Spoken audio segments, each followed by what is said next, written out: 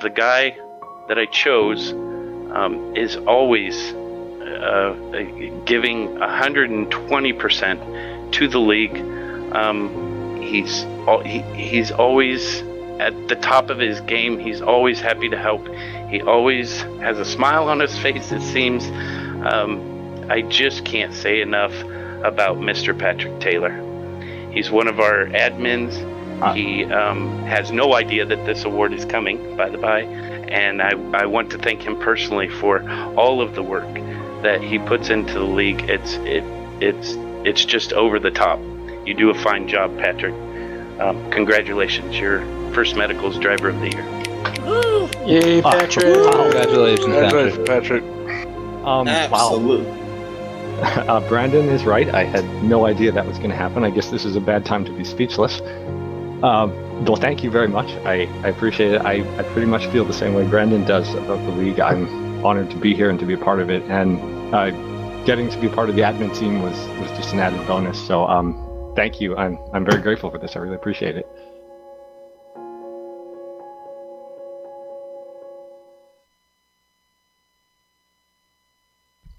Bill Zahn and Sean Ambrose for the Global Sim Racing channel. We opened this broadcast by replaying Patrick Taylor accepting last season's Lionheart IndyCar Series Driver of the Year award from league founder George Anzaldo. Patrick Adrian Taylor, age 35, from British Columbia, Canada, passed away suddenly on August 8, 2017. His death was unexpected, the result of an unpredictable medical event. He is survived by his parents, Adrian and Joanne, his aunt Sylvia, and his cousin Clive. For 2 years, Patrick was a fixture on track with the Lionheart IndyCar Series and later became an invaluable member of the admin team for Lionheart IndyCar Series. And George Anzaldo grew especially close with Patrick as the duo worked on a remarkable project, the first ever Lionheart yearbook. And we brought George in to talk with us this evening and share his thoughts and memories of Patrick here as we get ready to start this event this evening. George, good evening, buddy. Hi, Sean. Hi, Soup. And also want to say hi to Mrs. Taylor, Joanne Taylor. She's watching tonight, so we definitely want to give a shout out to her. I just want to quickly, come in and say a few things. Obviously, everyone in the league, this has just hit us so hard. Patrick meant so much to everyone in this league. And as you said, grew especially close with the rest of the members of the admin team. I had the pleasure of working hand in hand with Patrick on that yearbook, and it was something that he was so very proud of.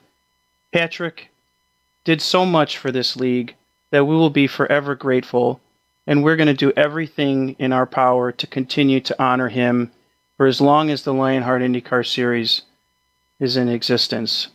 And the other thing too, Patrick was so talented. He pretty much every facet, every aspect of this league, in some way, shape, or form, Patrick has touched and made better since he came and joined us. Again, he will always be in our hearts. He will always be remembered, and he will always be our friend and our fellow Lionheart family member. And we cannot thank him enough. So with that, just want to wish him a wonderful journey in heaven, and just let him and his family know that, again, he will always be remembered by each and every member of Lionheart and all the future members that will join this league. He will always be with us and always be remembered. So with that, I just again wanted to say thanks, Patrick. You were the best, and you were the glue that held this league together. Thanks, buddy. Well, George, I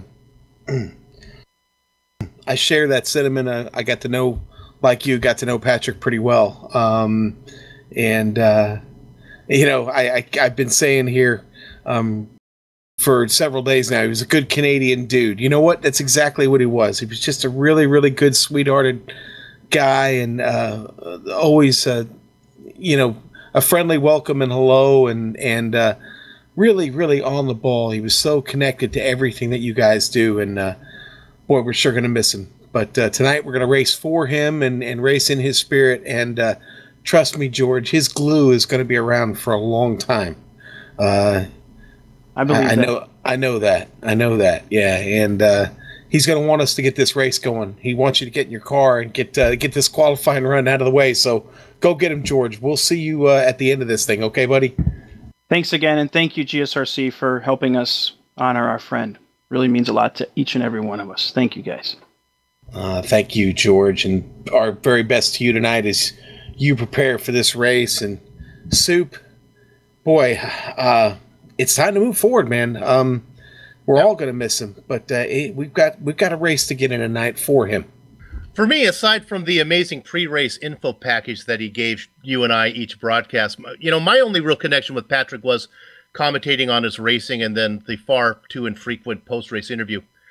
He had the misfortune of getting saddled with one of my ridiculous nicknames. It was a lyric I lifted out of the classic rock standard, The House of the Rising Sun.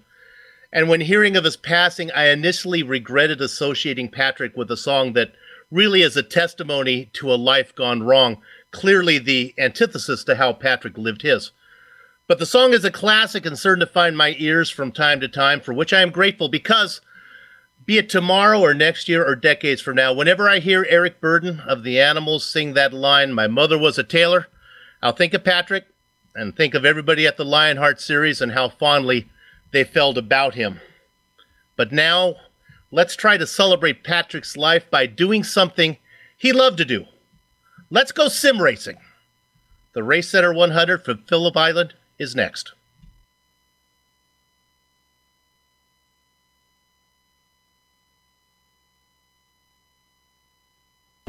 The lights are off and away they go. Extremely loose. He's managed to hold on and he missed the complete. He's crazy. Side Freitas is on the grass on the infield floor. He slides through. He tags Richard Eck.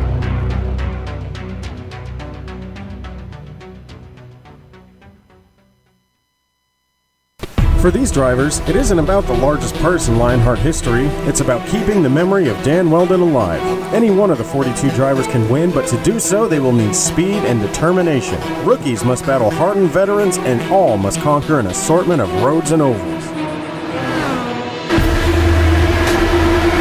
On the inside, can he make it stick?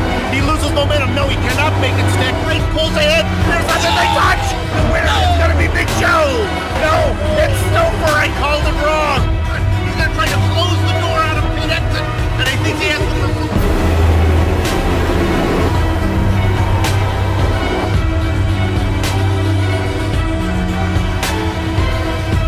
With the history of double-digit winners per season, the challenge will be harder than ever. Which one will ultimately be crowned Lionheart champion? You're watching the Lionheart IndyCar Series presented by First Medical Equipment, the premier American open-wheel championship on iRacing, exclusively on GSRC.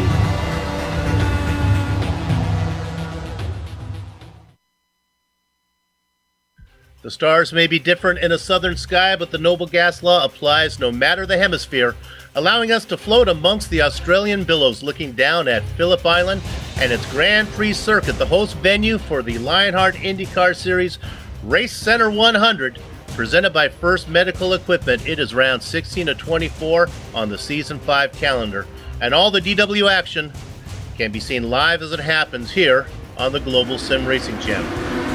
DW12 action. Good night, mates, and welcome to Von Hansen's Countdown to Green. Over the next few Streamy Award-worthy minutes, GSRC will furnish you with everything you need to appreciate the Race Center 100 that will be streaming your way. Bringing you our Word's Eye view is yours truly, Bill Soubzon, joined by Sean Crackers Ambrose. Amjad Yaman is the director, and Dougie Beard is the camera guru. Considered the premier fixed setup for the Racing League for the Dallara DW12s here on the iRacing service, the Lionheart IndyCar Racing Series honors the memory of Dan Weldon. But this afternoon, it also honors the memory of Patrick Taylor. The series has set up a collection campaign for Patrick's family, taking donations of any size. Now, we've put a link down in the YouTube description, You can find it there. I can tell it to you real quick. PayPal.me/Lionheart Series. Here's the really cool thing. Anyone who makes a donation is entitled to receive a free custom Lionheart logo patch. Just leave a shipping address when you make your donation, and the league will make sure your patch gets shipped out to you immediately. At the end of the broadcast, we'll have information about how you can download the 2016 yearbook, the Lionheart yearbook that Patrick was so very much a part of and putting together. I can tell you, without waiting till the end of the broadcast, we've also put a link to download the PDF version of this fabulous yearbook in the YouTube description. So if you're over on iRacing Live and you're in that portal, at some point jump out to the YouTube and check out the description, or you can go to their website, Lionheart IndyCar Series.com, and you can get it from their website. Also, they have a link there for it. And speaking of 2016, that was the last time these guys were at Phillip Island, so Dan Guerin led early, and then Jake Wright got the win after Guerin made a mistake. Sean, tell us about Phillip Island. Well, before we talk about the racetrack, remember that everything on the Countdown to Green show is brought to you thanks to Von Hansen's Meat Market. Since 1983, Von Hansen's has delivered personalized full service in a friendly, old-fashioned meat market environment. They offer a large and ever-expanding selection of meat products and menu ideas ranging from casual gatherings to special occasions. For more information, visit vonhansens.com. Now, Soup, as you deduced from the name, the Phillip Island Grand Prix Circuit is on Phillip Island. That floats just off the coast of southeastern Australia, Shark Country. The track opened in 1956 after falling into disrepair twice. A major 1988 refurbishment created the modern layout that drivers will race on today. This is a track that really separates the good drivers from the great drivers. It has a decreasing radius corners all over the place, some off-camera bends, and a few really gutsy sweepers that'll put the driver's nerve to test. This really is a 2.7 miles of trademark Australia. If you had anything more to ask of this 12-turn course, it would probably be elevation change, and well, it's got that too. Mistakes aplenty will catch many a driver off guard into the corners like the Southern Loop and Lukey Heights. But to really give us a feel for what they'll be experiencing today, let's head to the GSRC DW12 around Phillip Island. All right, we've got Amjad Yammer to the GSRC DW12, so let's do a lap around Phillip Island. Coming down the front stretch, right away you have to attack the fearsomely fast Doohan corner. Drivers will be using the draft to try to sneak by despite this being a thread-the-needle scenario. As soon as you come out of it, you're setting up for the Southern Loop. This is a decreasing radius corner, but it's so long that you'll probably want to double apex it. Careful on the power coming off because of the crest. If you oversteer to the inside, the terrain can badly mess up your car. After that, swing it through Stoner and try to hold to the left. This sets you up for Honda, which is a great opportunity to overtake, as long as you manage to get it woed up in time. But if someone tries to pull the over-under, the track switches back into Siberia, which will give you the inside. That should hopefully make it harder for your opponent to fight back. There's a lot of banking on this uphill climb, but it's still going to be easy to understeer wide at the exit. From there, you'll weave it through the S's, continuing the rise in elevation all the way to Lukey Heights. This is another corner that gets tighter and tighter as it goes. Hug the left at the top of the hill to give yourself the best entry into MG. A lot of drivers will come in here too hot at some point, but even with the best of lines, you'll find yourself feathering the throttle through 10. The key thing is to get fully on the gas as soon as you feel safe, because you'll be flat to the floor for a long, long time from here. The final turn is simply a matter of swinging it to the inside and refusing to lift. Just let the car track out on exit, then you'll drift it back across to the left and complete your lap around Phillip Island.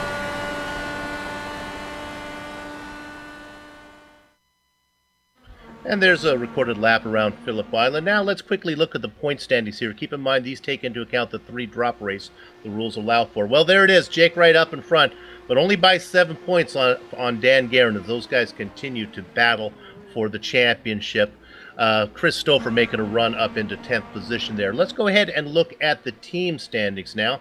Everything pretty much holds station as all 9 teams remain in the same position. You know, the team that really looks like they are dominant, No Name Racing out in front. I'm not sure if anybody's going to be able to switch much up front in the top 3. Controlled Chaos making a move, maybe can get up to 4th. AGR trying to get to the podium spot. So that takes care of that. Let's go ahead. Qualifying is just about done here at Phillip Island. We are racing 37 laps, but Sean, they're going to put in a little extra one. You want to talk about that real quick? Yeah, Soup, what we're going to do is now, they don't do standing starts on the Lionheart IndyCar Series, so what we're going to do is we're going to do the 1 lap around. Pace car's going to peel in Jesse Vincent in Patrick Taylor's car will lead the field around for one lap. He will pull in. Then they will call the green from race control, or I'm sorry, it'll be handed to the leader to pace the field. And once Jesse pulls in, and then the leader can start. If the leader hasn't started by a certain point, then race control will call it green. But we are going to do one official lap around. As I said, Jesse Vincent's going to hop out of race control and hop into Patrick Taylor's car and lead the guys around for a lap here in memory of him. Soup, 37 laps today, 100 miles. I think we can do about 15 laps on a tank of 75% fuel. We're probably going to have 2 pit stops today. And let's go through the grid right now as qualifying. Well, do we want to? Yeah, we'll go right there right now. It's Dan Guerin. He was fast here last time in 2016, almost had the win. He sits inside of Jake Wright's. Sean? Yes, sir. Row 2 going to be Brian Yazik and Ryan Otis. No big surprise there. Michael Goodman and the Candyman, Dustin Wardlow in row 3. All right, row 4 is going to be Justin Weaver and Adam Blocker. Bottom row there is filled up by Jason Galvin and George Adams. All right, go to row 6 here. It's going to be James Krahula and Ron Hacker. In the Baker Dutton spot, it's David Altman inside of Jason Rabarge. David Altman making his big debut tonight, Soup. In row 8, Andrew Kinsella and Pierre Degla. Scott Bolster and Woodrow Mahan in the next row. Row 10, the Racing Kangaroo, Michael Gray. The Race Center 100, Scott Johnson, starting in 20th. Hidden Blackjack, it's Brandon Limpcom and Tony Schowen in the double duck spot. All right, and then the row 12, Bob Mikas and George Alzalo. Bert Workman in 26th, Ed Tutwiler in 27th. Up, Joe Branch in 25th. There we go. There we go. Eddie Tutwiler 27th, and Chris Lanini going to start 28th tonight. Chris Stouffer back there in 29th position inside of Vincent Blumenthal. Boy, Super, we got a huge field tonight. Row 16, Sure do. Dave Barber and the Big Joe Show, Big Joe Hassert. Last driver to put in a qualifying time, Robert Bluen. And then we're going to go down to Peter Edwins. Jesse Vincent is race control. He's not there. 34th position is going to be Peter Edwins. All right, and Matthew Mercer in 35th and Brian Greenlee in 37th. Mark Omrick and David Courtney, the final 2 spots. Looks like 38 drivers are actually going to be racing with us, Sean. How about onboard cameras? You want to talk about those? Yes, let's do that. Pick those up here real quick. We got Michael Gray with the Race Center onboard camera. Of course, that is their race tonight. And Dave Barber going to be our next one. He's in the Lock Precision onboard camera tonight. And then we'll go to Dan Guerin in the Team Nailed It onboard camera. Boy, Dan almost clinched this race last year, Soup. I know you remember it. Yep. Remember that fight out of pit lane that he wound up in there with Jake Wright, man. That was so memorable. I still think about that every time I put a car on this track. They start to roll right now. Sean talked about it. 37 laps of heated racing plus 1 extra one for an extra pace lap that we're putting in. Fuel's at 75%. We're looking at 2 stops. The longest fuel run is going to be about 15 laps, but they always lie to us about that. We'll see what they can stretch out there.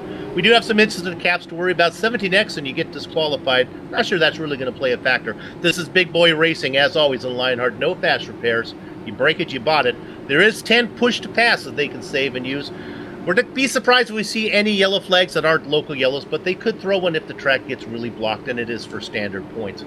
As they work their way through Stoner right now, we have something special that starts this week, and that is the Patrick Taylor Memorial Tournament. This was scheduled to start. It was the last chance tournament, and with Patrick's passing, they decided to bring this up for him. What is interesting is Patrick was able to actually qualify in the final 16th spot, was able to get in there. But of course, with his passing, what they've decided to do is leave his name on the grid, and all the other drivers that didn't qualify will be earning points for him. So the best finishing driver of 16th all the way back. And of course, this goes on for 8 races in pairs of 2. The best finishing of either one of those races that are coming up, you see the blue ones there from Phillip Island or New Hampshire, will move along. So we'll follow that throughout the season. That's going to take the place of our trivia question here, Sean, as the season runs down. Now they work up into Lukey Heights on this pace lap. We have a full pace lap first of all, the way that iRacing does, and then Sean, then like you said, we're going to go one behind Jesse Vincent. Jesse Vincent's who's already there at the front of the field there in Patrick Taylor's car. And, I will tell you something else that you'll probably notice by now. And you see the wings of these DW12s this evening all adorn the name Taylor. And on the Kardashian, on the rear Kardashians there, a special tribute sticker they did for Patrick. So black Kardashians, black wing, and the tribute sticker. And everybody running it tonight. And Sean, we cover a lot of series here on the Global Sim Racing channel, and they all consider themselves a community, but I don't think anyone could rival the community here that the Lionheart guys do. They really are friends. They will get together and go to real world races together. Yes, sir, they do. They've been a very, very tight-knit group for many years now, and we begin this lap in honor of Patrick. Jesse's going to lead everybody here around, down into Duhan. Everybody side by side, and Jesse in control of the field right now. Do you know what I thought was nice in our opening? So often, a loved one will pass away, or someone will pass away, and it's easy to say nice things. But I thought it was really nice. I thought it was really special that we were able to do that replay of him accepting the award, and you can hear how fond everyone was of him while Patrick was still with us. Indeed, Soup, and he was everybody's friend, Soup, yep. And he didn't have.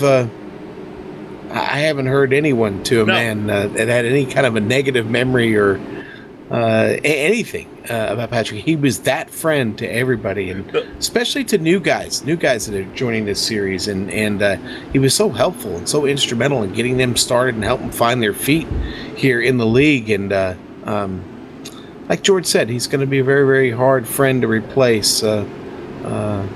We won't forget about him anytime soon. We won't forget about him ever. No, there were lots of kind comments about him. The one that made me smile the most, the one that hit home was, I don't remember who it was, but he said, "Boy, if I was going to go out for the day, sit in a rowboat and go fishing, Patrick's the guy I want with me." That says a lot if you can have a guy sitting there next to you in a rowboat for 6 hours. Well, what we're going to do, Sean, and we are going to do what Patrick loved to do. We're going to do some sim racing right now. We got a good event in front of us, so let's have a good time and race in his memory, celebrate the life of Patrick Taylor. Right now, you can see Jesse Vincent out in front in the car painted in Patrick's colors. Going down into 10. Talk a little about this corner. That's one of the scariest corners on the track right there. You can get some passing done there. Yeah, certainly, Soup. You said it. It is kind of scary. Jesse going to speed out in front of the field now and pull off. It is in the leader's hand. Here we go, Soup. All right, now our timing scoring going to be a little bit off. It's going to say second right now for Dan Guerin. A great jump, though, up in front from the driver, and that was Guerin getting the jump on the outside. Right tucks into second. Yasik, Otis, Goodman, 1, 2, 3, 4, 5. They head down into the sweeping right-hander of Duhan. They get that one done. They sort out. Oh, it's a little bit close back there with Weaver and Blocker and Adams making a great run on the inside. In the blue car was Adam Blocker. He got around Weaver. Everybody clean so far. Now, Bobby Mike has had a little bit of trouble. A couple cars had some trouble getting out of the southern loop. They head down now into where they all accordion up into Honda, this sharp right-hand hairpin. So far, everybody's good. They really bunch up. You can hear the oompa-pa playing as the accordion bellows go in and out, but they all seem to manage that one okay. Oh, contact up in Siberia. It was the black and yellow machine of Scott Johnson. Replay coming right now. Now, did he get hit by anybody? Or did oh no, the car just went around on him. Right in front of Joe Branch. Branch in that yellow Pennzoil car did a great job of getting around him. Now we're back live, so that could have been ugly, spinning in front of a full field. But everyone got away with it. Well, you know, off that start, the cars that had trouble in the southern loop as they come around to complete the first lap, it was Big Joe Hassert getting into the back of Chris Lanini. Big Joe at the back of the field now. Completing the first lap, Dan Guerin is your leader, Jake Wright in second. Those probably are the two top of the class here. Cream of the crop, perhaps, if 2016 has anything to say about it. Running in third, doing all he can to hang with the front two, Brian Yosek. Ryan Otis. If Otis could get around Yosek, he might have something for those guys up front. Otis very good on the twisty circuits. Goodman, Wardlow back there in 5th and 6th. Boy, David Altman just picked up a position on Ron Hacker, made a nice move back there in Honda corner. Altman off to a solid start here in his debut here in the Lionheart IndyCar Series. And we have several drivers making their very first road course appearance right now. We can talk about a few of those. They're not rookies, but it's the first time they've been on the twisty circuits. Mark Omrick, Adam Blocker, Woodrow Mahan, Bart Workman, Justin Weaver, and Scott Johnson all making their first road course appearance here for the IndyCars. All right, we got to get the R out of Mark's last name there, Sue. It's Omick. Omick. Okay. Got to get the R out of it. Omick, got it.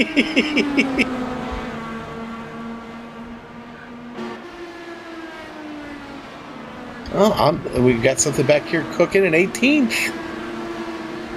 This is Limkeman being challenged by Woodrow Mahan. There's Woodrow. There we go. We talked about a driver making his first road course. And that GetDippedPlastyDipGarage.com. Oh, look at this. He's going to try to dive it in deep into Honda. Yeah, on the inside. Limkeman wanted none of that. In fact, Limkeman gives him all the room he could ask for. Second move I've seen down there in Honda. Move Mahan up to 18th.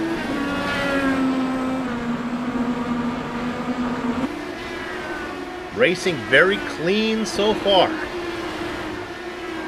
Oh, Vincent Blumenthal back here. He's struggling a little bit. Just let Big Joe Hassert and Scott Johnson get by him. He's having trouble getting their dial in here early. Looking at Big Joe right there. Not missing anything up front, as it is still Guerin and Wright running away. Wright's got about 2 seconds back to Yosek. Oh, side-by-side battle here between the Racing Kangaroo and Jason Galvin down in the southern loop. Oh, Galvin going to get a little bit of the edge. Oh, and he takes the nose off of Michael. Doing a little bit of rhinoplasty there. Now, fighting back. Look at he's coming to Honda. Let's see if the yellow car from down under is going to try to outbrake him. No, in fact, now making the move, this is Krahula in the white machine. Ooh, this is a battle for 14th. Yeah, this is a great little battle here. You've got Pierre Degla slipping into that battle as well, just behind there. Just about a second. AGR, hashtag nailed it, a no-name racing. Your top 3 teams all represented there in that battle. And now maybe we can jump up to 13th. This is Galvin again. He's starting to run down Ron Hacker, who's leading this train. Oh, look at this. As we look, there we go, and that's a Hacker there, and you can see the yellow car in the back. They continue. This is Gray and Krahula going at it. Be right behind them. Krahula gets the best of that down the straight. Up. Now what? Here he comes, the Kangaroo. On the inside of Doom. My goodness. They're side by side. Now this is going to give Krahula the best line through the southern loop. Yeah, you really don't want to go 2x2 through there because it really, or 2 through there because it slows Boy, it it's down. really hard. Yeah, really hard, Sue. So hard to keep it just on the track right there, side by side is a nightmare. Looking for as we ride on board with the Kangaroo. The only non-North American driver racing with us, everyone from Canada or the U.S. Of course, you can surmise from his nickname that he is from Australia. And a frequent visitor to the race center facility there in Sydney.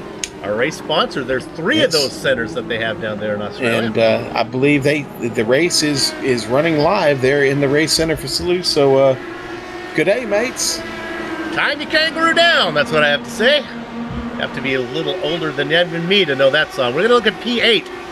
This is a battle. Weaver and George Adams. Adams in the blue car. Weaver gets around and moves up to 8th. Adams back to 9th. Weaver qualified ahead. These guys have fallen back a little. Both these guys, well, correction, Adam qualified 10th. He's up a couple spots. Weaver, though, qualified 7th. Struggling a bit. You know, we could keep a camera on Duhan for just the whole race and just show turn 1.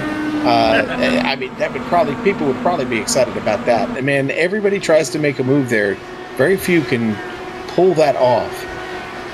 George Anzaldo back here, though, battling with Tony Schowen. It's a good one. Schowen in 22nd. George already up a spot, trying to knock that down. He's having to fend off Bart Workman, who's out here at a road course for the first time tonight.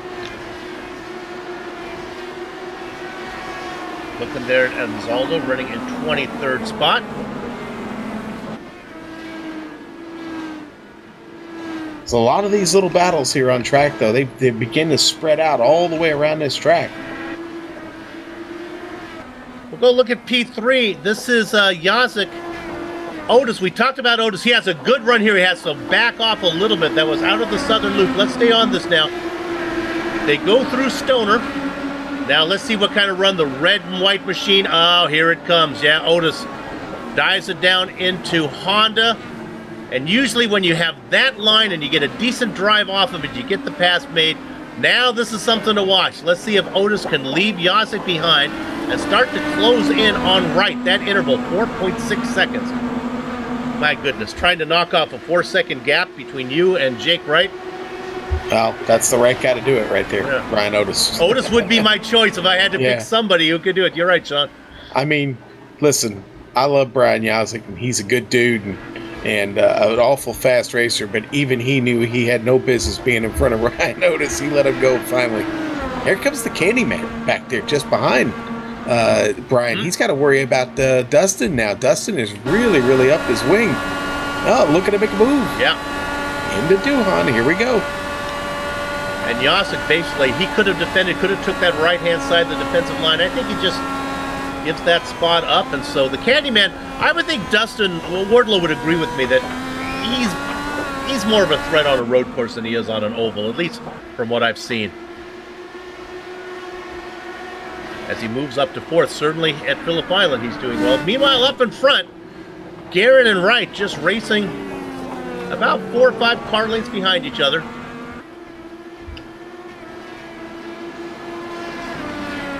With 2 pit stops in their future, there's no reason to press the issue right now. Be right on board. Look at the suspension there from Guerin. Sean, compared to some of the stuff we see when we do like a Lotus 49 race, that almost looks like they're standing still, that suspension. Yeah, it doesn't have quite as much travel as a Lotus 49. Not the travel that the 49 has, huh? All right, we look at our leaders. Tell you what, let's go to 5th position, and we'll run you back what's going on back here, because it's a nice little train. Now, after Wardlow got around Yazik, next on is the rookie Michael Goodman. He's running in 6th. 1 spot back from where he qualified. Then you drop back to 7th. Adam Blocker up a spot from where he qualified. Then, Sean, a guy I do not know much about, Justin Weaver, racing back there in 8th. Yeah, Justin has not been with us long, but not a bad start. Still has himself in the top 10. Super going to jump all the way back to 22nd spot. George Anzaldo finally got that spot away from Schowen. Schowen actually struggling right now. Bart Workman now getting around him. Workman just dove down in there in a Honda, and now he got a little too much power down. You talk about getting the power down. The rear end came around on him. These cars have traction control, but it's really your right foot. Dave Barber also got around down there in Honda also. He was able to recover without hitting anything. But Dave certainly sitting a lot farther back than he'd like to be right now. in the Lock Precision DW12. Getting another spot is Mark Noar Amick as he moves up into 31st, ahead of Workman.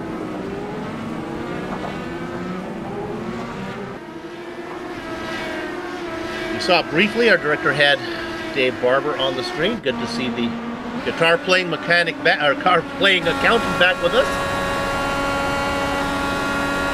Racing in 29th right now, up 2 spots. So, Sean, who might be our hard charger? Well, we have a couple of them. The first one that I see up there, how about 18th? We talk about Joe Branch. Yeah, Joe Branch, definitely one of them. He's working his way up slowly through the field. And right now he's got Woodrow Mahan in his sights, setting him up. Then you go back to the Big Joe show. Actually, you started really deep in the field. He's up to 25th, and Soup, that's after having trouble on the opening lap, falling all the way to the back of the field. He's now worked himself up to that 25th spot. So Big Joe, certainly on a mission to do a lot better than it started for him.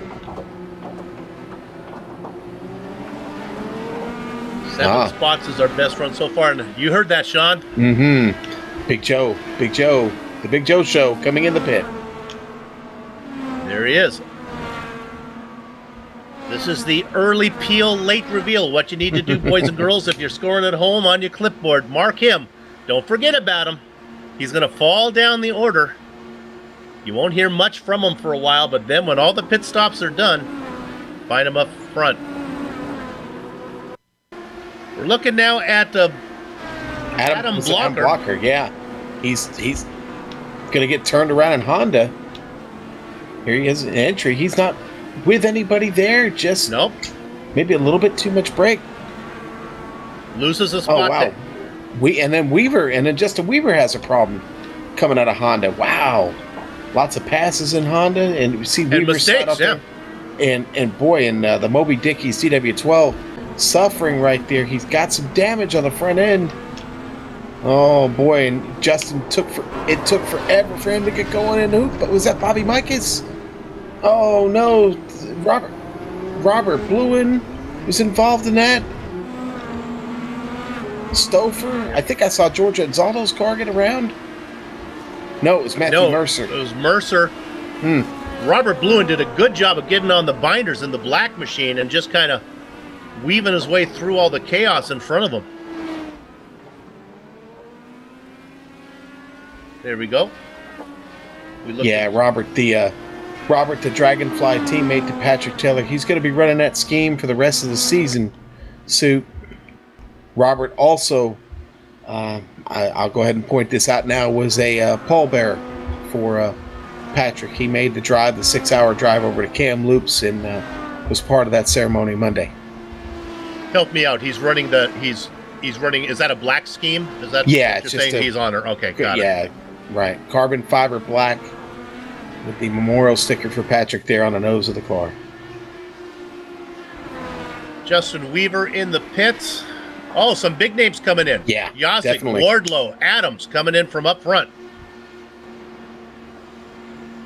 Yep, Soup, the dominoes are starting to fall. The window is open. They all hit their box. We'll see who's out first. Now this pit road, a little bit sneaky to get into. You can carry a lot of speed into it, but those cones come up real quick. You got to be careful not to get caught off guard when you're entering. But they have to remember not to get out on track too early. They have to take the long exit here at Phillip Island. Right. See that? There they go. Take the long way home. Yeah, they got to go all the way down that long exit road, and then they foul right out into Duhan. So Yasic is the leader of all the cars who have pitted. He's fightled out in front of Ed Tutwiler, who still needs to make his stop. But ahead of Dustin Wardlow and George Adams. Okay, Ryan Otis making the call. Otis pitting from third right now. I think really this is important here. A lot of pitting in, pitting out talk going on. Guerin coming in. Guerin pits from the lead. So that lets Jake Wright go out there and hot lap one. Jake might be saying, you are holding me up, Dandy Dan. Now that you're in there, I can run this hot lap.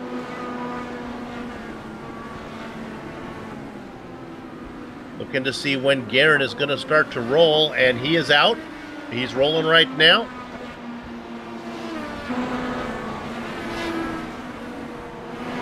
See, where did Guerin file out? He's out on track. He's in 7th position. I'm looking for where Otis is. Oh, look at this. Yazik has jumped Otis. Remember, Sean, we saw Yazik get passed by Otis on the track. Yazik gets him back during the pit stop. And what was the difference? It was 1.8 seconds slower for Ryan Otis in the pits. What does that mean now? 2-second gap between Yazik and Otis.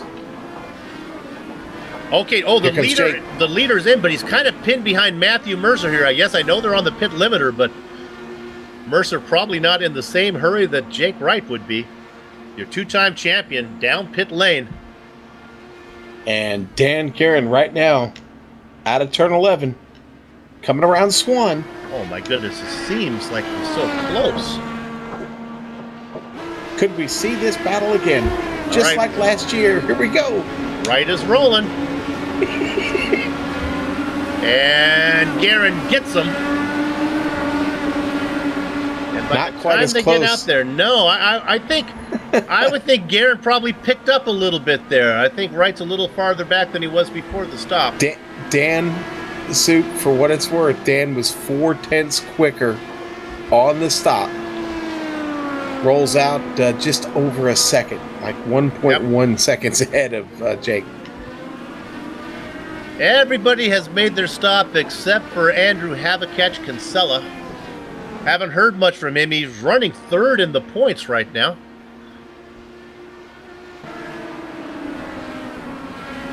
Wow. And because my timing and scoring was off. He is out. They didn't give me a time for his stop. So that's everybody. They've all made their stop. That is everybody, Soup. It is amazing. Over like that in the blink of an eye, pretty much everybody on the same strategy within maybe only a lap. Well, let's do them 5 at a time. Let's run through. What do you got? We have an incident. There's Tony Schowen. Is that a problem? Our director has found it faster than the commentators. Looks like he got tipped. We'll see if we can figure out who that was as soon as I can find that incident on my screen. Looking to see who that was. We're going to try to lay the blame if we can. Bolster got him. Scott Bolster in the 40 machine. Boy, and that could have been a lot worse than it was, but we go back live here. All right, if the boys will behave, Sean and I will try to run down the field a little bit here, 5 at a time. Dan Guerin out in front by 0.7 of a second over Jake Wright. That's how they ran the entire race, except for the 1 lap that Wright led during the pit cycle. Back in 3rd position, he was running in 4th before. That's Yazik, but he was able to jump Ryan Otis, who's back to 4th. And then just behind him, hanging in there, is the Candyman, Dustin Wardlow, in 5th. Sean? All right, Soup. And then we're going to go back to 6th place. It's going to be Michael Goodman. Oh, and was that Mercer that was off course right in front of Michael Goodman there? Yep. He's okay. He's getting rolling again. Then we'll go back to 7th. That's going to be George Adams running in 7th right now. Then go back to Jason Robars, the AGR driver, up 6 spots, find himself in 8th spot right now. Maybe being overtaken here by David Altman, heading into Doohan. Watch Altman out. in the blue car on the inside. Like you said, Doohan, I think if we're buying a ticket, Doohan and Honda are the exciting corners so far. Yeah. Boy, look at that. Robars fighting back there against Altman. Not going to get it done. So Altman's going to go up to 8th, and Robars is going to fall to 9th. And then rounding out your top 10, and just behind these guys is Andrew Kinsella in his Plastic Dip Garage.com DW12. No walls here at Phillip Island. They don't have to worry about the paint scheme quite so much as they do at other tracks. In 11th position, it's Adam Blocker. He's quite a distance back from Kinsella, about 2 seconds back for him to move off the spot, but much closer to the tail is James Grahula running in 12th. Grahula back a spot from where he qualified. You got to go back about 3 seconds before you get to, oh, we have a car off again in Honda. That was Peter Edwards just getting out of the way. No need to go there. Let's go back to 13th, Jason Galvin. There's a car pitting of Edwards coming into the pits as Galvin goes by. 14th spot, the Racing Kangaroo, Michael Gray. Then you got to go through several lap cars before you get back to Ron Hacker. Started 12th, back 3 spots in 15th, Sean. All right, then you're going to go to 16th, and Woodrow Mahan. A little bit of luck here so far this week. Finds himself in 16th. Joe Branch coming through Duhan now in 17th. He's up 8 spots. He's still climbing the ladder, Sue. Pierre Degla seems to be struggling just a bit. He's a little off today. 18th for him right now. George Anzaldo coming through the Southern Loop now in 19th, and then Big Joe Hasser continues to charge up through this field. He had a great pit stop, Soup, one of the fastest pit stops on the grid. Finds himself now in 20th. He is in the top 20, up 12 spots. Let's go to P4. This is the best battle on the track right now. This is Otis. Now, he's going around. That's the lap car of Blue in there. They go around. There goes Wardlow behind him.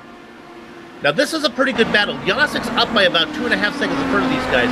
But it's Otis, Wardlow. Like, look at the Wardlow taking it really hot into Doohan. I thought he was not going to get it woed up. And now we see that Adams, oh, look at this. Yeah, it's trouble for him out of the Southern Loop. He spins it. Able to get her going again. Traffic coming by, though. You know what happened? It was a battle between Goodman, was trying to get her around the wrap car of Robert Bluen, and I think this Adams had to kind of lift, and when you lift, for me at least, on a corner like that, when you start lifting when you're not used to it, the car can get a little tight. Yeah, well, first of all, the Southern Loop is just impossible. Honestly, it is for even the greatest drivers. So easy to make a mistake there. You carry too much speed, you're off the course. You don't carry enough, and you're spinning. The rear end's coming around on you. Let's go to 4th. This is just too hot. This is Otis and Wardlow. Oh, in fact, I don't know if we got there in time. Wardlow just said hello. Gave him a little shot to the back, and you don't want to be doing that in these DW12s. Sean, I got to confess with you, during the opening, I almost called them DW40s.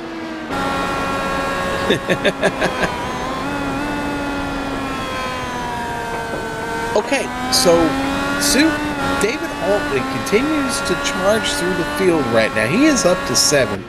You know what I just noticed? He is from the International Club. Oh. Yeah, and we're going to get some information about this guy. Not sure where he's from exactly. Doing that just to make the commentators look incorrect. As I said, there was only one driver not from North America. Well, I'm not I don't remember what the International Club covers, to be honest with you. Well, he could be in the consulate, maybe in like North America. He could be like in the embassy here somewhere. Can you imagine that? An iRacing rig in the middle of some embassy somewhere? That's funny. They couldn't penalize you in iRacing because you have diplomatic immunity. Oh, sir. All right, here we go. The racing is much better on the track than it is up here, the commentary in the booth right now. We're looking at your leader, Dandy Dan Guerin. He has been out in front the whole way, working lap number 22. It's Mom Penny watching at home. Your baby boy doing good right now. But Sean, he's been in this situation before. If he can just avoid incidents, we got a chance to best Jake Wright. We're looking here as Johnson. We're looking that Johnson had a problem. There it is, right there.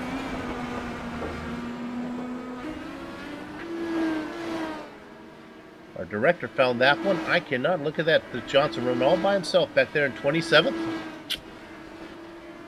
Ooh, we're going to go on board and see. I don't think he nosed it into the tires from that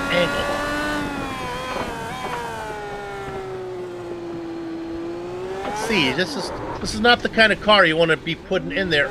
Oh, yep, that'll hurt. But there's a pit stop coming up, and that's a pretty quick fix here in these Delaras. We're back live now, looking at Scott Johnson. Sean, we're on lap 23. Everybody's still one stop only. We'll see if anyone comes in. We're racing to lap number 38. That's right. We are super racing to lap number 38. You don't want to make that pit stop yet, but you're not far from wanting to make it if you want to play the long game. If we believe what the information they gave us, take 15 off at 38, you could come in at lap 23, which is about one lap from now. So some guys, if you're stuck in traffic, you might want to make this. Looking at the lead right now as they work their way through traffic. This is fun. Now this is Garen coming up on Tony Shallow. He's going to get to Choney in a good spot. Through down the straightaway. He's going to be able to get in there and Doohan. I'm not so sure if Wright's going to be able to get there. No, Wright able to negotiate Scott Johnson. But Shallow not going to be able to get out of the way. As they go through the southern loop. And then he gets him on the outside of corner number 3. Called Stoner Corner. Don't actually know why it's called that. I do not want to... Oh, Casey Stoner. Okay. Yes, named after Casey Stoner. Yep. Oh, well, this is good. Because the other options I had were not nearly as politically correct. Oh, I don't know, Soup. That climate's changing. Yeah. By the way, I got the crack investigative team out, and oh man, ooh, boy, George Adams sliding off course after trying to make a move on James Carula. What a recovery by George Adams! Oh my. Look at this, folks. Adam's going to try and make it, and then gets the wheels off of the grass, keeps sliding, and he gets it back out there. Right in front of Jason Galvin. All right, so David Altman, Soup, where I was going with that. Vancouver, Washington. So I don't know how that gets him in the international club, but there could be something else going on there, depending. Oh, Brandon? The fire and ice machine of Brandon Limkeman has had some trouble. Oh, and that trouble actually was getting into Robert Bluin. You're going to see what happens here. Bluin's car gets around coming out of turn 10. This was a battle for 31st. But the question is, that's almost like target fixation there. As by the time Limkeman gets him, watch this. We're going to go from the car 2 car back. Yeah, on board the Racing Kangaroo here in the race center, on-board camera. There's no contact unless he thought, I'm going to go around you on the outside. He just kind of followed him right off into the grass. Well, and he did hit him, though. He does slide into him, unfortunately. And now those cars all coming in the pit. Bluin's in, Michael Gray is in. So we've got cars starting to come in now. Joe Branch pitting as well. I think his is he's doing that early stops. That should be in the window for everybody, though, even those cars that just got damage. It is, Soup. Oh, and that's Branch coming out of the pits. The leader just went by. There goes Shaw and gets around him. Everybody doing a good job. Woohoo. And he takes... Oh, no, the car that Limkeman had issues. Okay, well, this is basically the same. You can stay on it. It's basically... Boy, Joe. As we go on this, you can cut right now, Director. You can go back to Limkeman because he's coming out of the pits right now. There he comes, and he goes around him, gets off in the grass, and then has a spin. What a mess. Yeah, well, Joe Branch was off the racing line, but he wasn't off the pit exit line, and that's what got the fire and ice machine. All right, Soup. Altman just pit. He is the first car right now. David Altman is the first car out. He's the first car. He's leading right now. The first cars that have pitted twice. Right? Yes. Boy, it'd take me forever to get. To help you out there. I knew where you were going. You'll get the hang of this. Do a few more broadcasts. Yeah. Pitting for Brian Yasek. Sounded like that was very important to Brian. Yes, it was. He was making sure. Almost like there was a fire alarm going off in the background. Jake is in, Yazik's in, Dustin Wardlow's in, Jason Robarge is in. Here comes Andrew Kinsella. Here comes Blocker. I'd like to hear Brian Yazik order a hamburger, yeah? Burger! Just from the way he is. Wanted to make sure. Okay, everybody coming in right now. Our leader staying out. Now remember, he went a lap longer last time. Wright is in as well. Yeah, and Wright is out. He's back out. And he is clearly the first car with But this two is stops. not good. If we go to Wright right now, he's stuck behind Krahula. Now, did Krahula make his stop? No. No, he has not. No. Well, this is not what Jake wants right here. If he's being held up at all, it's hard not to be. It's hard not to follow anybody if you're Jake Wright and not be held up. Well, I'm going to be honest with you. I think Jake's in good shape right now because the closest car to him is Brian Yazik, and he's 16 and a half seconds away from him right now. Well, the point I'm trying to make is the guy who's not being held up is Dan Garrett. So if Wright's already made his stop, Garrett is out there hot lapping right now. Well, Soup, if I'm looking at my timing and scoring right, Dan's only 27 and a half seconds in front of Jake. See what he can do. Okay. I don't know if he's going to be able to get a pit stop that quick. We'll see. Jake's pit stop was 27 seconds, so maybe. Top three drivers, Garen, Otis, and Goodman, yet to come in. Jake Wright, the leader of all the cars who have pitted, or the phrase we'd like to say here, good to go. You know what? I'm going to keep an eye on Dan Garen. Okay. Because honestly, this is going to be epic. We may get a repeat of last year. We'll split up the commentary. When Garen comes in, I will take, he's in right now. Jake Wright is working his way, if I can stay where Jake is. Oh my goodness, he's working his way into the 10, into the MG corner. What about Garen? Oh, there he comes. He's in his box. He's in. Right through 11. Now he's just got that sweeping left-hander of Swan. He will be full song. Go Dan. Is Go Dan. Garen rolling? Go Dan. Give us the side-by-side, baby. Here Come on, comes let's do this. Wright across the start-finish line. Garen is coming out. Wright has momentum there. Garen gets him. He's out in front by about a second. 27.6 second stop. And he gets it out in front of Jake. Jake just about 3/4 of a second behind him. Krahula racing in third has yet to come in, as has Galvin now up to fourth. Yeah, that time I gave there on Dan, it was his total time in the pit lane, not the actual stop itself. Cone to cone, right. Yeah, these guys are stopping like between 7 and 8 seconds. Now Yazik has got around Goodman. Well, that's okay. I'm looking to where is Otis should be in that mix somewhere. Seeing where Ryan Otis came out. Oh, and Yazik. It's Yazik and Goodman.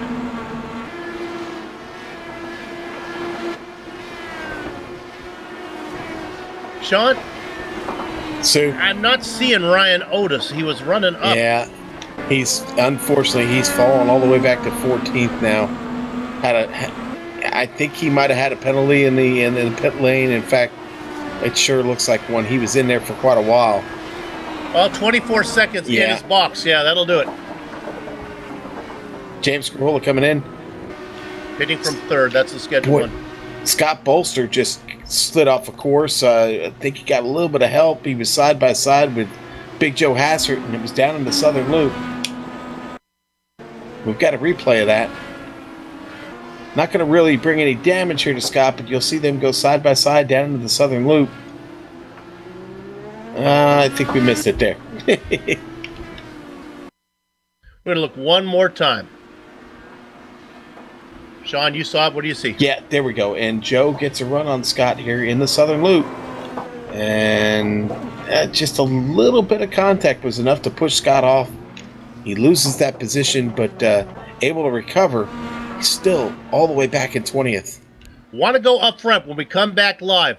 The leaders just got on the back of George Anzaldo. They were able to get around him, and now they're starting to work some traffic.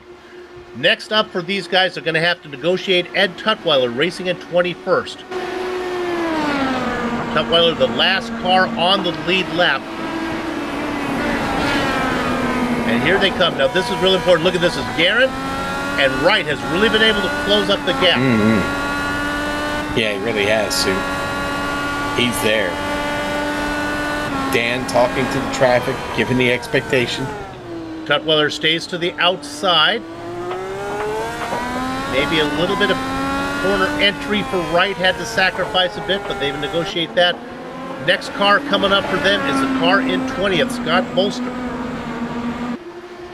We can kind of kill two birds with one stone here. We can do a back marker review and still focus on the leaders as they continue to work their way through traffic.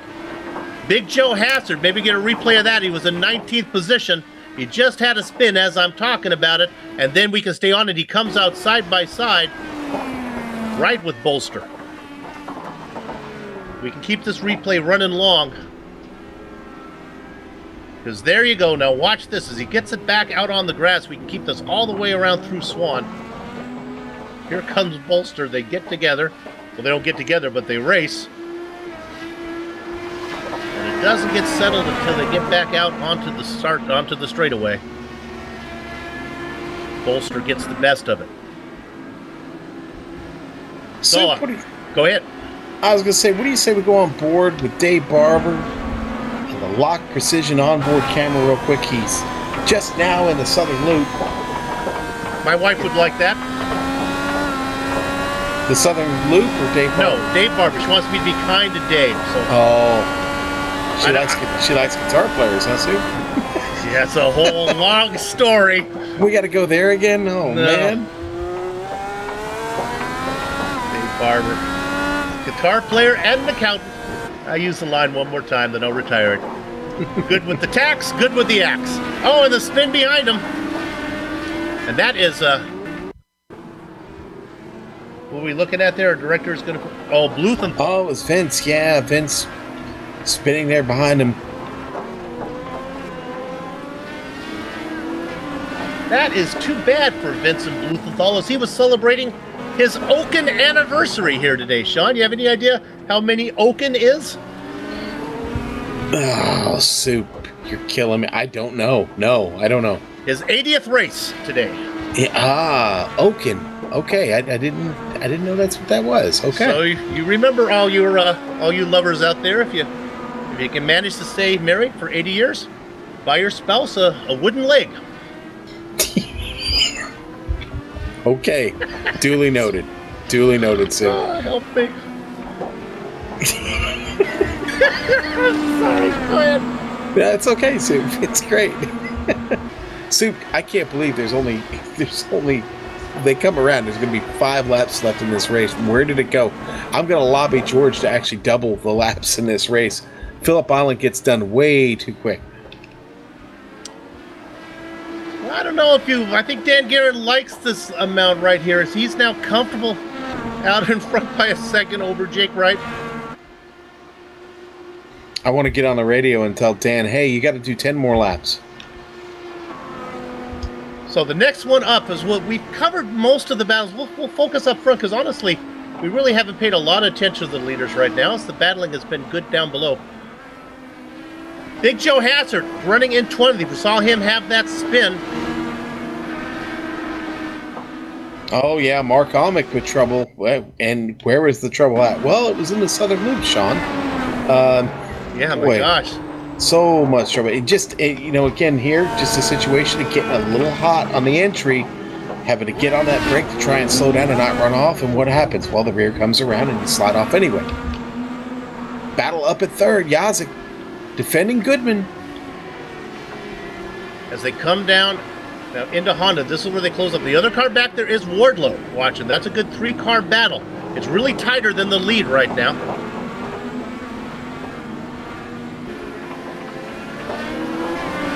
Looking for Michael Gray has had an issue. The Kangaroo had a problem. Not going to be so lucky here this year. was in pit lane and then... I'm looking here. He was in a battle with Tony Shaw, and he got by Shaw, and Shaw spun off, and then Mike does he just decide to bring it into pit? Yeah, he just comes down pit lane. I wonder if he missed it on the fuel calculation. Yeah, that's something. his third stop, so something going on there. He's able to stay on the lead lap. And this might have bigger significance than we think. Now we look back here at third spot. Oh, look at this. The Candyman has got around Goodman. We were looking, and it just happened. He did it going into Doohan. Yeah, got a really nice run on him down the main straight, and then Doohan takes the inside position and gets by up to fourth. With 4 laps to go, I have done a ton of races at this track. I'm pretty familiar with it. Not very many, though, in these Howard cars, the Dallara. In fact, the only one I can ever remember doing is last season, 2016 race. The point I'm trying to make is usually in the cars with a little less power, you can make a pass out of Swan 12 and get it done before the start-finish line. The passes I'm seeing made here, look at this battle here for 10th, are all happening into Doohan, but they're happening later, past the start-finish line. As this is really going on here. They get it settled. We're looking, that is Altman in there. Altman in 11th. Adams, the white car back there. There's Ryan Otis. You know that Otis is fast. We talked about that. Yes, he had a 15-second penalty, must have sped. That's why he has fallen back from the top 5 way back to 13th. He should be able to get these 3 guys, Galvin, Altman, and Adams before too long. And Soup, another great battle going on right now is actually for 7th place. It's Andrew Kinsella being right now chased by I'm sorry. Barber Dave Barber on the replay. And that looked like the southern loop. He really took it off into the beach right in front of Krahula and Kinsella and Robarge. Blocker in that one as well. There we ride with the guitar playing accountant. Yeah, and the one I was trying to explain before that was actually Krahula getting around Andrew Kinsella, picking up that spot. Krahula now up to 6. Kinsella chasing. Jason Robar's right there with him also. At the risk of missing, let's stay on this for a second. They're coming up behind Matthew Mercer. This is going to be rough, Matthew, because they're coming. There's 4 of them, baby. 1, that's how you do it. Put it off on the lawn. That'll get it done.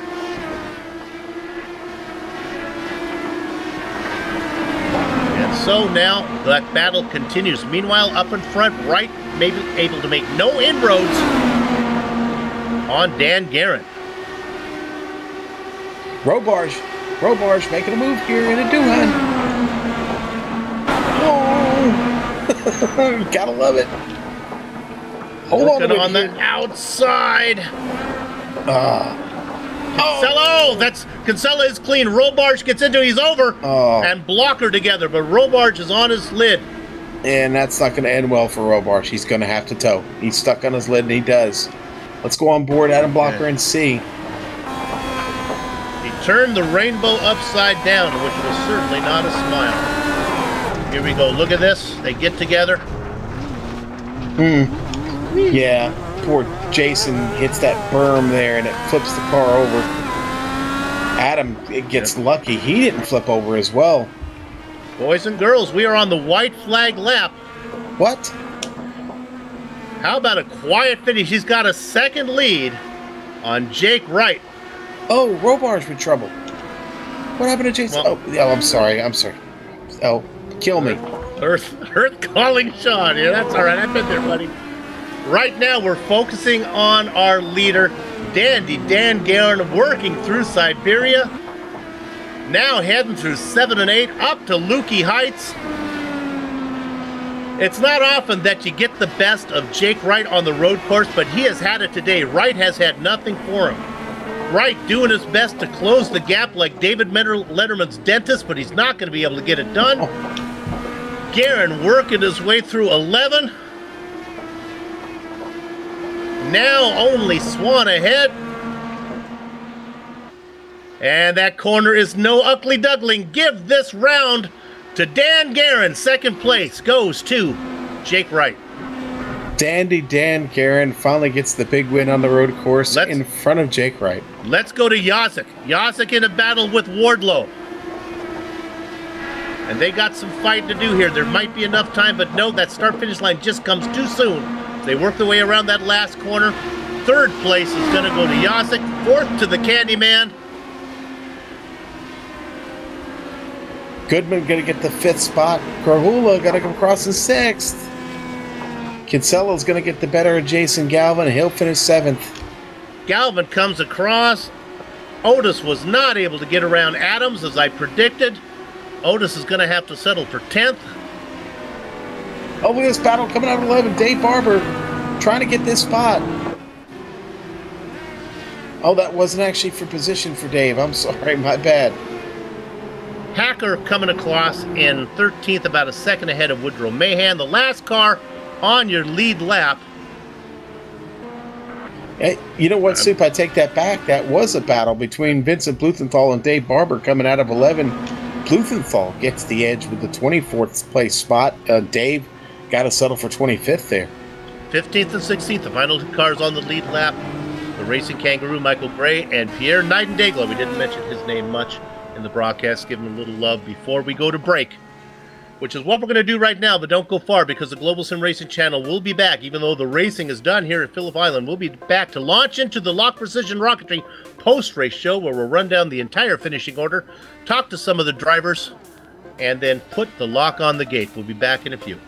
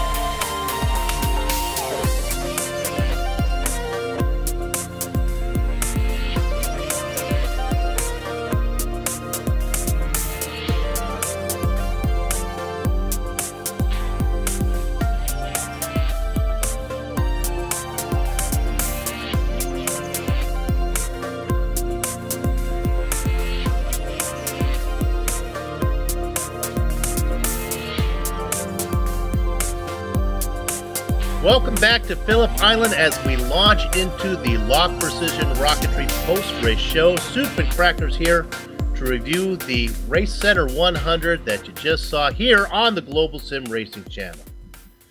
Now, you know that this is the second year that Lionheart Series has visited Phillip Island, but for over 30 years, which is not 80, which would be their Oaken anniversary, but for over 30 years, the name Lock Precision has been synonymous with mid and high-powered rocketry. Lock Precision manufactures a full line of quality, precision-fit components to meet your building, repairing, and customizing needs. Still waiting on information about the GoPro on top of the rocket. Somebody get back to me on that one. For more information, though, on anything else, please visit, what do you think? How about lockprecision.com? Okay, Sean, let's run down the finishing order. And Dan Guerin was the better of Jake Wright today, as Guerin really was dominating the whole way, led for basically all but one lap, if my scoring and timing is correct. Jake Wright takes second. Brian Yazik comes home in third. Dustin Wardlow and Michael Goodman, fourth and fifth. James Kerhula in sixth. The man sitting third in the points, Andrew Havakech-Kinsella, in seventh. He's also seated third in the Patrick Taylor Memorial Tournament. He gets bested by Brian Yazik, who's seated 14th. So there's your big upset in the tournament. So far, Jason Galvin, George Adams, 8th and 9th, rounding out your top 10. He was racing up front till he had a speeding penalty in pit lane. We're talking about Ryan Otis. Sean? All right, Soup, then we're going to drop down to 11th. David Altman, the newcomer, shows up tonight, and, well, for his efforts, he gets an 11th place finish. A great run for David Altman. I think he's going to be okay. Adam Blocker, 12th. Ron Hacker, 13th. 14th, going to go to Woodrow Mahan. Soup, I think that's the best luck he's had yet since he came on over here. Yeah.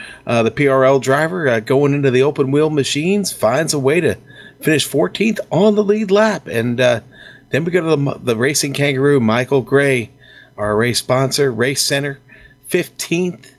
16th, going to go to Pierre Degla. Things just didn't seem to come together for him tonight, Soup. But he is going to be the last car on the lead lap, and it's going to be Bobby Mikus in that Von Hansen's meet. DW at 12. He'll finish 17th. Scott Bolster, 18th. The Big Joe Show. Big Joe Hassert winding up a lap down, 19th. But listen, it all started bad for him on the first lap.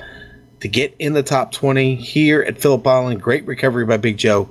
Then in 20th, it's going to be Eddie Tutwiler tonight, Soup. Joe Branch in that yellow Pennzoil car comes home with the blackjack spot. The double duck spot for George Anzaldo. Scott Johnson, Vincent Blumenthal go 23rd and 24th. In the quarter century mark, it is Dave Barber. Bart Workman, Tony Showen go 26th and 27th. Justin Weaver, Jason Robart, and Mark Noar Amick in 30th. And in 31st, it's going to be Brandon Limkeman in that first medical equipment, DW12, I'm sorry. And then Matthew Mercer will finish 32nd tonight. Robert Bluen, 33rd. 34th, Chris Stouffer. 35th for Peter Edwins. Chris Lanini, 36th. Jesse Vincent did not take the grid. Brian Greenlee did not take the grid either. He did pace around, but he had to be off to work this evening, so he's not able to run. And Dave Cordy was in race control along with Jesse Vincent tonight. So there you go, Soup. That is your field, and I think it's time to talk to the winner of this race and celebrate this with Big Dan Guerin. Dan, congratulations on the win. I don't get to say this very often as ever, but you had the best of Jake tonight. Yeah. Oh my god. That was such a good race. Jake was on me the whole freaking time.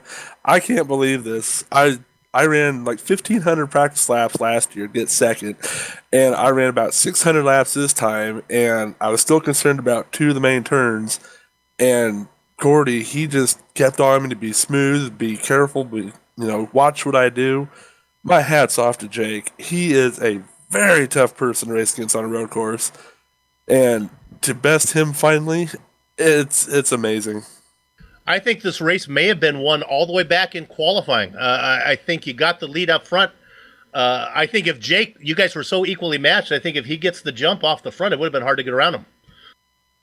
Oh, definitely. When we were running practice right for the race, him and I were pretty much keeping even with each other. And them qualifying laps, I don't know where they came from. I couldn't do that in the regular races or regular practice that I was doing.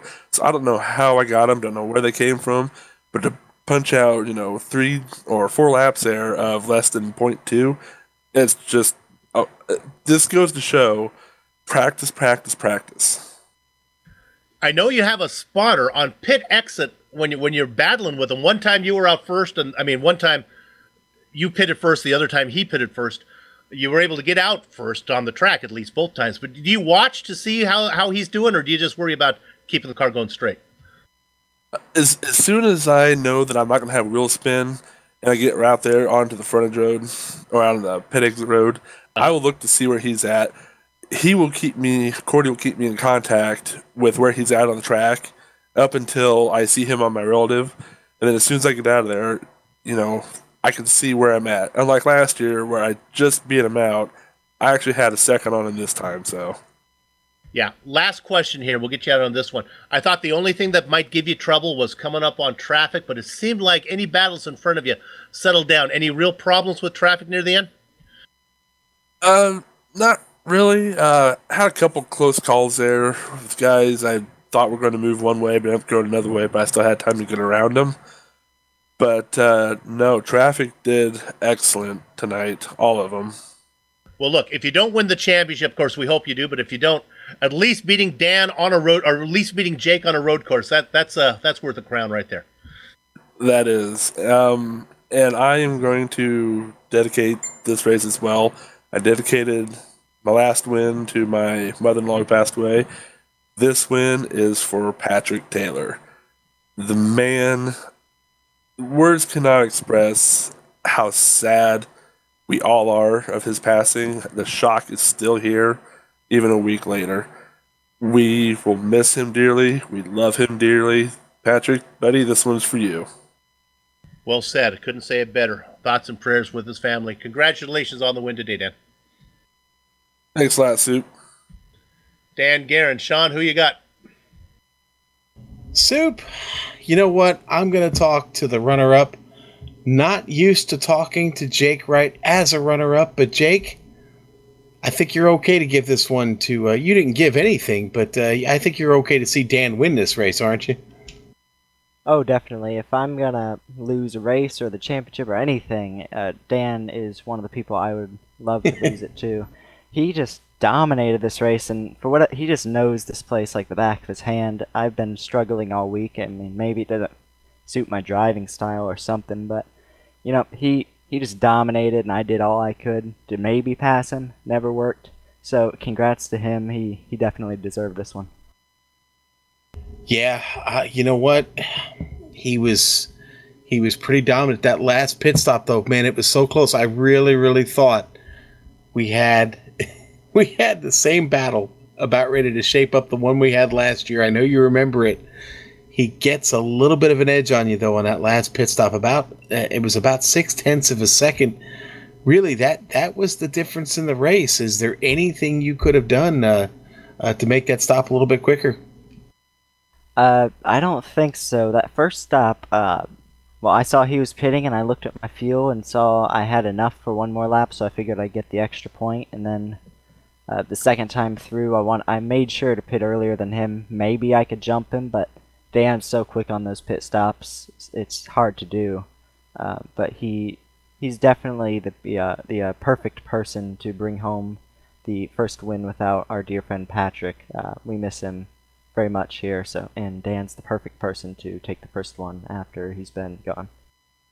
Yeah, and boy, we just can't express that sentiment enough. And I know you were close to him as well, Jake, and that you're going to miss him too. And our continued thoughts to all the guys here in the Lionheart IndyCar Series, and not just them, all of Patrick's family and friends.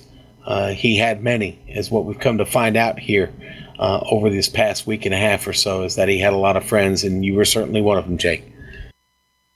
Patrick was definitely one of the nicest people you'd ever meet. He's just always there for you. He's always there to help. He's just a perfect person. sad to see him gone, and we're all gonna miss him. Well, Jake, congratulations. We get a little bit of a break here, and then we'll see you again soon, and you continue your assault on defending that championship. We wish you the best, buddy.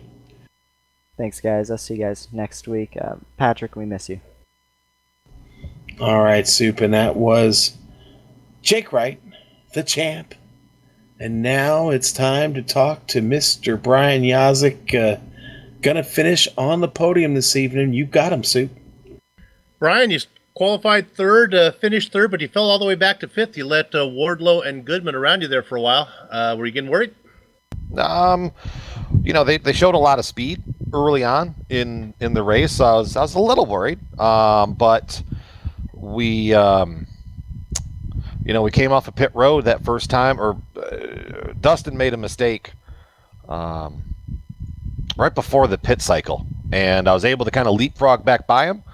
And then we had, I don't know what we did on pit road, but we opened up a huge lead over Dustin, over Ryan, and we were just able to kind of hang on there and bring home the this HBP simulation, No Name Racing Toyota, in memory of Patrick Taylor, bring it home on the podium. And I feel a little bit, like I've got some justice, because I was going to probably finish on the podium back at Mosport, and then I sped on pit road. So yeah. I had to come back and get me one. Yeah, and I think a little justice goes even farther than that, because you were in that battle with Otis, and he got a speeding penalty. You probably didn't realize that's what took him out of the mix as well. Nice to get a podium on a night like tonight, huh?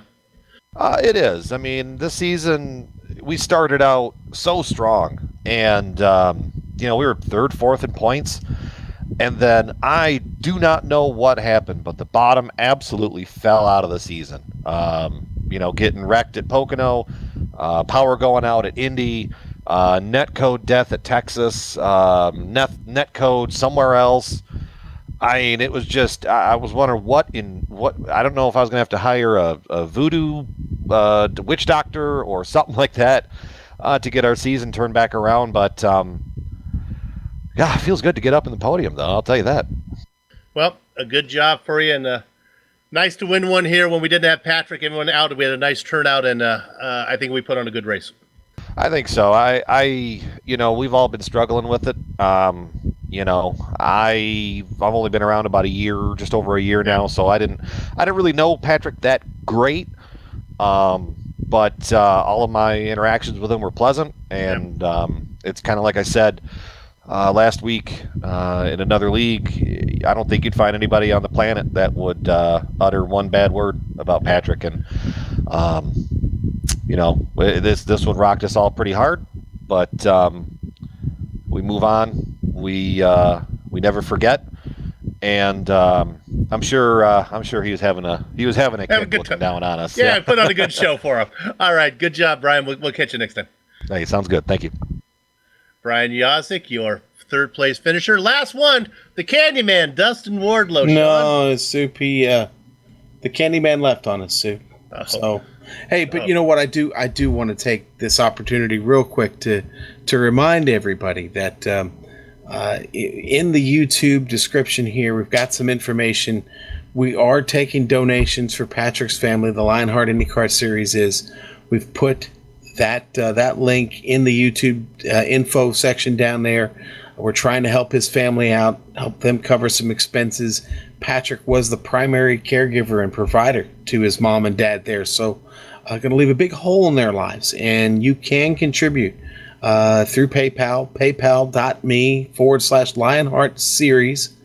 If you care to make a donation of any denomination, just leave your address and they will send you one of these really, really cool Lionheart IndyCar Series patches. I have a couple myself. You definitely want one of those. And don't forget also, go to the LionheartIndySeries.com website. There you can download the Lionheart IndyCar yearbook from 2016, just recently completed by Patrick Taylor and George Gonzalo, a labor of love that they worked very, very closely on, Soup. And you can get it at their website, or you can get it at the link that we provided there in the YouTube info section there. But definitely LionheartRacingSeries.com. You can get any information about the series and, of course, download that yearbook straight from there. Trust me, folks, if you're just a casual fan and just stopping by, take a look at this yearbook. It was Patrick's. Listen, it was his last great effort, and it was a beautiful one, a gesture that cannot be matched. What him and George were able to put together. I got my copy here just a few days ago, and it's absolutely beautiful. A great tribute to him and to the drivers of this league, Sue. Absolutely. And with that, let's go ahead and put the lock on the gate here. We'd like to thank everybody at First Medical. They've been the source of medical supplies and equipment in Burlington, Iowa area for years because of their superior commitment to provide the absolute best in product quality and customer service. For more information, please visit firstmedequipment.com. HPP Simulations, nothing beats the feel of true hydraulic braking system in the world of sim racing. Designed and manufactured in the USA on state-of-the-art CNC equipment, HPP's hydraulic pedals and their accessories set the standard for simulation racing. For more information, visit hppsimulations.com. Soup, we want to thank Von Hansen's Meats for sponsoring the Countdown to Green, the new old-fashioned meat market and butcher shop. We also want to thank Lock Precision Rocketry for sponsoring the post-race shows Fly Hard, Fly Safe, Fly Lock. Thanks to everyone at the Lionheart IndyCar Series for organizing the series and contracting with GSRC to broadcast it. We also want to give special thanks to Michael Gray for bringing Race Center on board to sponsor today's event, racecenter.com. If you find yourself in Australia and you want to get your sim racing on, Race Center is the place to do it. You can find them in Surfer's Paradise, Darling Harbor, I like that and Port Macquarie, which is there in the well, no, it's in Port Macquarie. I meant to say Darling Harbor is actually in Sydney. That's the big one, yes. And Surfer's Paradise, of course, is over on the Gold Coast. That's where the party's at, Sue. That's where you want to be. Go to that one. That race center over there on the Gold Coast. Okay, I'll make a point of it. I'll put it on my vacation plans. Thanks to the company's equipment and software that you see on the screen right now that we use on the broadcast. The original music heard on today's broadcast is thanks to Eric Eklund, Casey DeLon. See the screen for how to contact each of them. Back to you, Sean. The Lionheart IndyCar Series will return September 13th for the hashtag Nailed It. Hashtag Nailed It. 150 from New Hampshire International Speedway. GSRC will be there, and we hope you join us. If you'd like to find out more about the Global Sim Racing Channel, your best bet is globalsimracingchannel.com. We're also on Twitter at GSR Channel, and find us on Facebook. You just go there, go up to the search bar, type in Global Sim Racing Channel, and you'll find us. All one word, all right? So that gets it done, all right? Finally, on behalf of the man whose voice you just heard, Sean Crackers Ambrose, our director Amjad Yaman, and our camera artist Dougie Beard, I'd like to thank all of you for watching. Sean, we got through it. We're just goofballs who sim race and do this. We're not trained commentators, and to be honest with you, neither one of us were looking forward to this broadcast much, but I'm glad we had the cushion of a few days to get our minds around what happened, and we made it. Yeah, we did, Soup, and you know what? We'll keep Patrick's memory present. We'll certainly we'll continue to remember him throughout the end of this season and on in the next. Certainly, we're done with the bracket there, and I think that's going to be a cool thing to follow. But like I said before, his memory will not escape our minds ever. And I was really, really happy to be part of this broadcast this evening in his honor, Sid. So, in his honor, we'll go have fun storming the castle. So until next time, race clean, race hard, and we'll see you on the track.